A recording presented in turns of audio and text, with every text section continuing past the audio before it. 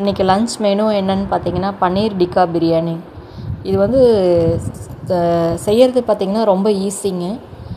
பன்னீர், onion, capsicum வந்து square டைப்பில் cut பண்ணிவிட்டு அது கூட வந்துட்டு சில்லி பவுடர், சால்ட்டு, தயிர், இஞ்சி பூண்டு பேஸ்ட்டு மிக்ஸ் பண்ணி ஒரு 1/2 அன் ஹவர் முன்னாடியே வச்சுக்கணுங்க. அதே மாதிரி தேங்காய் பால் எடுத்து வச்சுக்கணும். ரைஸ் வந்து நான் இன்றைக்கி வந்து சீரக சம்பா ரைஸ் தான் போட்டிருக்கேன்.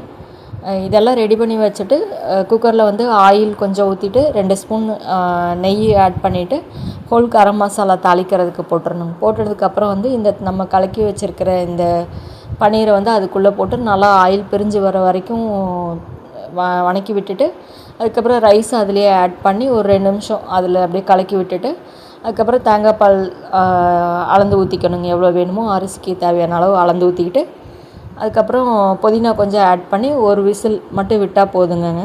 திரும்ப இறக்கி கொஞ்சம் வேணும்னா கொத்தமல்லி